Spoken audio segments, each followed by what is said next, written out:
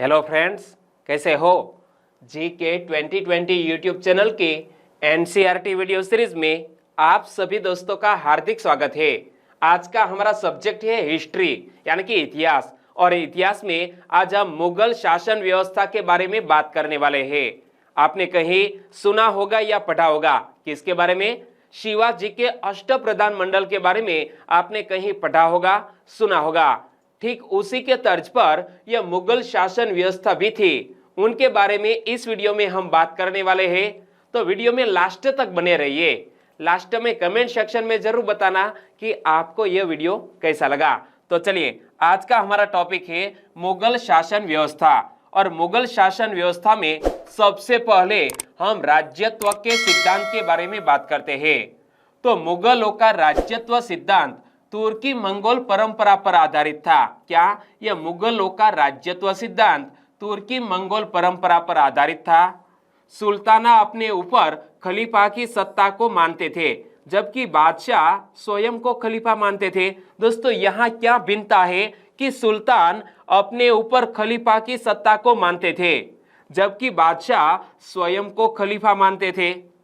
चलिए, जो इंफॉर्मेशन मैंने आपको बताई, इनसे रिलेटेड एक क्वेश्चन आपके स्क्रीन पर है। बताइए कि निम्न में से कौन सा कथन सही है? दो सेंटेंस है, दोनों को ध्यान से पढ़ते हैं। ओके, तो मुगलों का राज्यत्व सिद्धांत तुर्की मंगोल परंपरा पर आधारित था। बिल्कुल सही बात है, पहला सेंटेंस सही।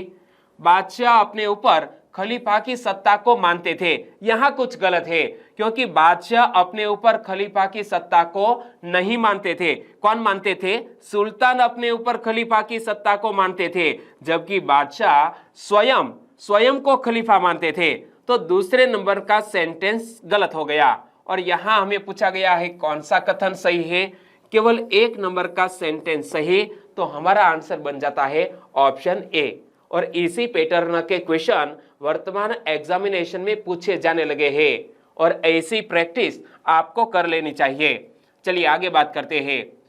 अकबर का राज्यत्व सुलह ए कुल पर आधारित था, और इसकी व्याख्या अबुल फजल ने की है। इमेज में आप देख सकते हैं। अकबर के समय राज्यत्व का भारतीयकरण भी हुआ। अकबर अपने सम्मुख चक्रवर्ती सम्राट की अवधारणा रखता था, जो भारतीय विशेषता है। क्या यह चक्रवर्ती सम्राट दोस्तों हिंदू राजा के लिए प्रयोग होने वाला एक शब्द है, और यह चक्रवर्ती सम्राट की अवधारणा भी अकबर के समय में प्रचलित हुई। एक बार फिर से देखो कि अकबर का राज्यत्व सुलह ए कुल पर आधारित था। इसकी व्याख्या अबुल फजल ने की है। अकबर के समय राज्यत्व का भारतीयकरण भी हुआ। अकबर अपने सम्मुख चक्रवर्ती सम्राट की अवधारणा रखता था, जो भारतीय विशेषता है। चलिए आंसर बताइए कि किसका राज्यत्व सुलह ए कुल पर आधारित था? तो मैंने किसका जिक्र किया? अकबर का जिक्र किया। तो अकबर का राज्यत्व सुलह ए कुल पर आधारित था। किसका? अकबर का राज्यत्व सुलह ए कुल पर आधारित था, और इसकी व्याख्या किसने की है? अबुल फजल ने की है। चलिए इस क्वेश्चन का आंसर बताइए कि निम्न में से कौन अपने सम्मुख चक्रवर्ती सम्राट की अवधारणा रखता था? दोस्तों, कौन सा मुगल शासक था जो अपने सम्मुख चक्रवर्ती सम्राट की अवधारणा रखता था? तो इसका भी सही आंसर बनेगा अकबर। अकबर अपने सम्मुख चक्रवर्ती सम्राट की अवधारणा रखता था। कौन? अकबर अपने सम्मुख चक्रवर्ती सम्राट की अवधारणा रखता था, जो एक भारतीय विशेषता है। आगे बात करें तो औरंगजेब ने इसे उलट दिया। उसका घोषित उद्देश्य दर उल हर्ब को दर उल इस्लाम बनाना था। क्या दोस्तों? यह औरंगजेब ने, इमेज में देखिए, ये रहा औरंगजेब ने इसे उलट दिया। उसका घोषित उद्देश्य दर उल हर्ब को दर उल इस्लाम बनाना था। और यहां देखिए, ये रहा शाहजहां के समय कुल मनसबदारों की संख्या में सर्वाधिक वृद्धि हुई थी। किसके? शाहजहां के समय कुल मनसबदारों की संख्या में सर्वाधिक वृद्धि हुई थी।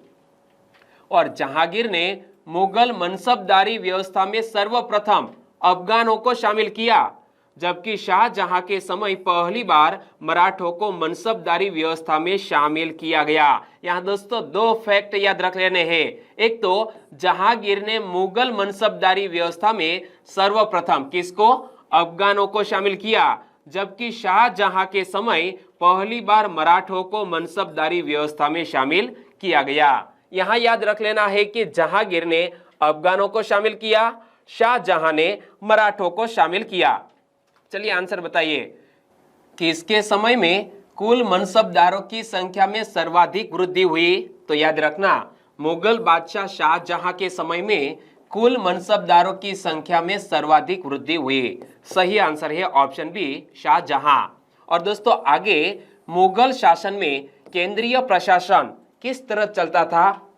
मैंने आपको शुरू में ही बताया कि जिस तरह शिवाजी अष्टप्रधान मंडल रखते थे, ठीक वैसा ही एक मंडल यहां पर भी कार्य करता था। मुगल बादशाह अपने साम्राज्य का सर्वेसर्वा होता था और वह दैवीय अधिकारों से संपन्न माना जाता था।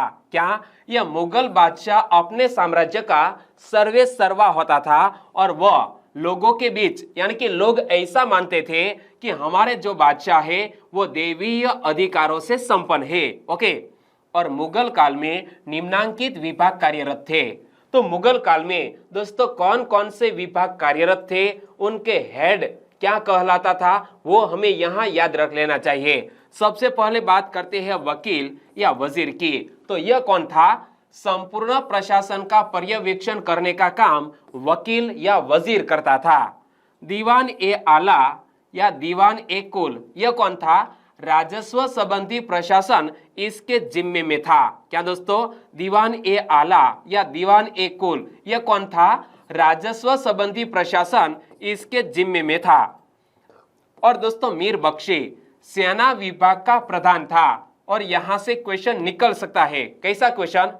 कि मुगल शासन में सेना विभाग का प्रधान क्या कहलाता था? तो याद रखना, मीर बख्शी कहलाता था। और मनसबदारों की नियुक्ति के लिए सिफारिश तथा उसके लिए जागीर की अनुशंसा करने का काम भी मीर बख्शी करता था। चलिए इस क्वेश्चन का आंसर बताइए। मुगल काल में राजस्व संबंधी प्रशासन किसके जिम्मे में था? तो मैंने आपको बताया, आपका ध्यान स्क्रीन पर था। Very nice. बताइए, मुगल काल में राजस्व संबंधी प्रशासन किसके जिम्मे में था?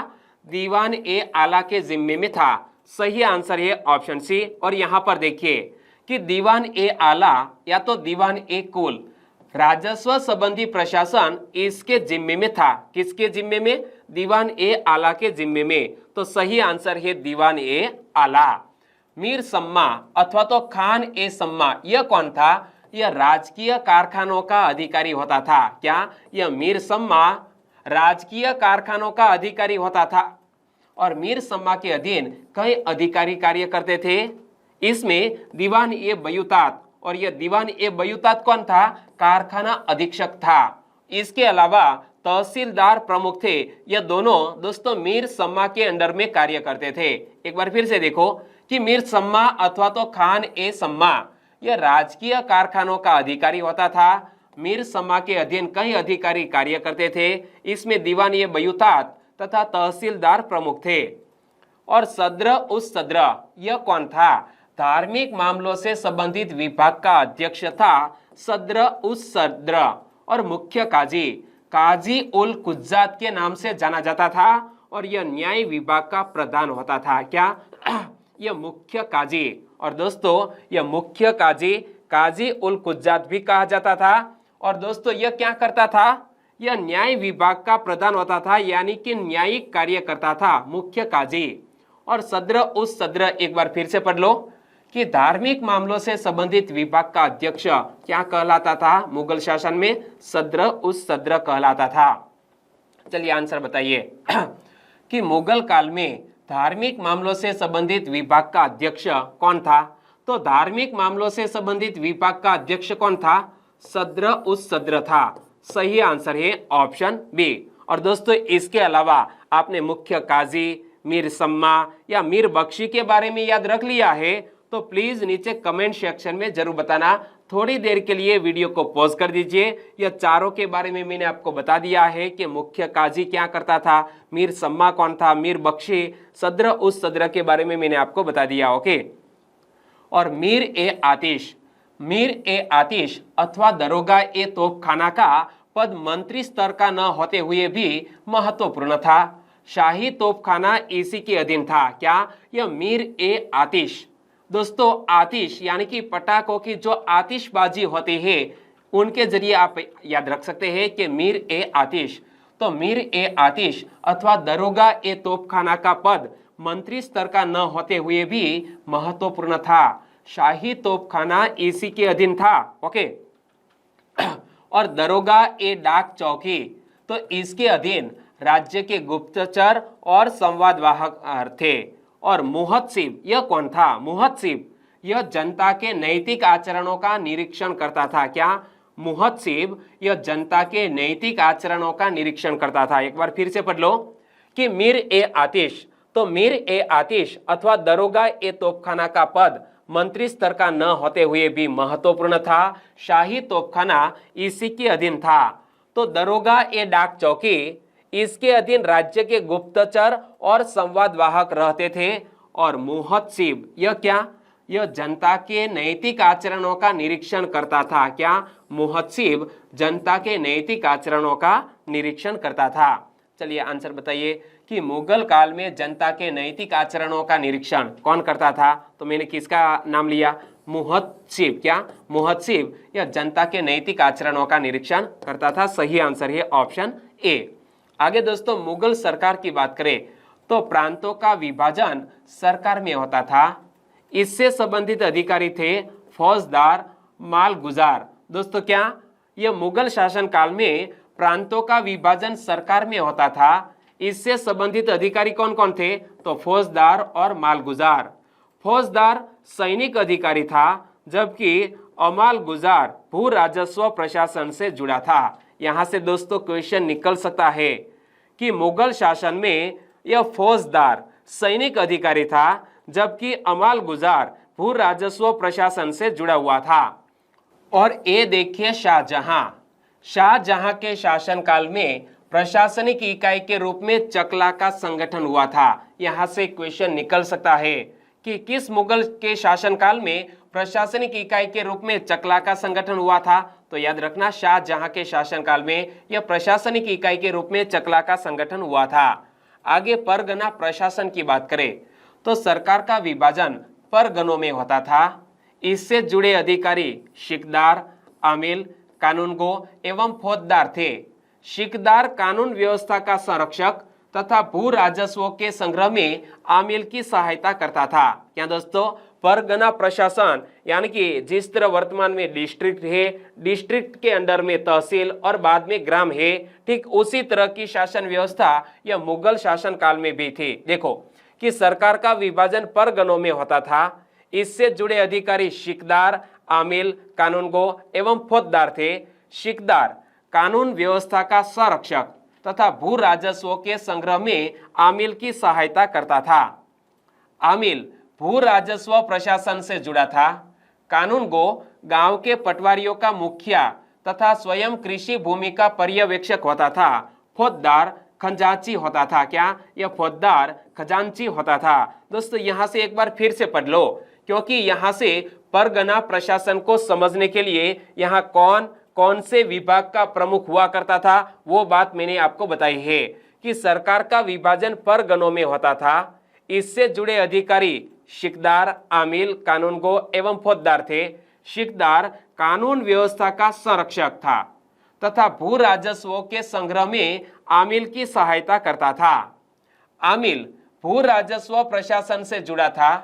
कानूनगो गांव के पटवारियों का मुखिया था तथा स्वयं कृषि भूमि का पर्यवेक्षक होता था। और यह फौजदार खजांची होता था। क्या? फौजदार खजांची हुआ करता था। और यहाँ पर देखिए अकबर को, अकबर ने प्रत्येक परगनों में जिसकी माल गुजारी की आय प्रति वर्ष 1 करोड़ दाम थी, करोड़ी नामक अधिकारी की नियुक्ति की थी। क्या दोस्तों? अकबर ने प्रत्येक परगनों में जिसकी माल गुजारी की आय प्रति वर्ष 1 करोड़ दाम थी, तो करोड़ी नामक अधिकारी की नियुक्ति भी अकबर ने की थी।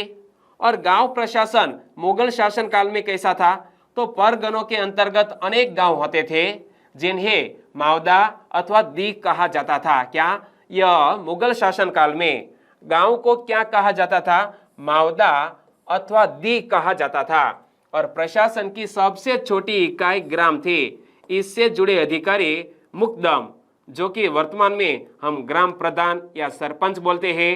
तो दोस्तों उसके शासनकाल में यानी कि मुगल शासनकाल में यह ग्राम का जो प्रमुख अधिकारी है जिसे मुकदम कहा जाता था तथा पटवारी थे। तो मुकदम तथा पटवारी ये गांव के मुखिया हुआ करते थे। एक बार फिर से देखो कि गांव प्रशासन परगनों के अंतर्गत अनेक गांव होते थे जिन्हें मावदा अथवा दी कहा जाता था।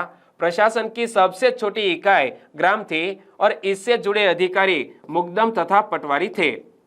और मुगल काल में ग्राम पंचायत की व्यवस्था थी। ग्राम पंचायत मुगल प्रशासनिक व्यवस्था से स्वतंत्र इकाई थी। क्या मुगल काल में ग्राम पंचायत की व्यवस्था थी और ग्राम पंचायत मुगल प्रशासनिक व्यवस्था से स्वतंत्र इकाई थी। आगे न्याय व्यवस्था की बात करें तो न्याय व्यवस्था का आधार मुस्लिम कानून था। क्या यह मुगल शासन काल में न्याय व्यवस्था का आधार मुस्लिम कानून था। गैर धार्मिक मुकदमों की सुनवाई मीर ए अद्दल नामक न्यायाधीश करता था। क्या दोस्तों यह मुगल शासन काल में मीर ए अद्दल यह कौन था? यह एक न्यायाधीश था जो गैर धार्मिक मुकदमों की सुनवाई करता था। कौन? यह मीर ए अद्दल। यहाँ वीडियो को खत्म करते हैं। मुगल शासन के बारे में आपके दिमाग में अच्छी बात बैठ गई है, यानी कि आपके समझ में आ गया है कि कौन सा प्रमुख अधिकारी कौन से विभाग का हेड हुआ करता था। उनके बारे में मैंने आपको बता दिया है और आपने याद रख लिया है। वाकई में आपको यह वीडियो अच्छा लगा है और आप क्लास 1, 2, 3 कोई भी कैडर के एग्जामिनेशन की प्रिपरेशन कर रहे हैं तो ऐसे क्वालिटी पूर्ण वीडियो मैं आपको प्रोवाइड करता हूँ। बदले में एक छोटी सी उम्मीद रखता हूँ कि इस वीडियो को लाइक करें और आपके दोस्तों को फेसबुक, व्हाट्सएप या टेलीग्राम के जरिए इस वीडियो की लिंक शेयर करें। चलिए कल मिलेंगे एक नए टॉपिक के साथ। तब तक के लिए टेक केयर एंड जय हिंद।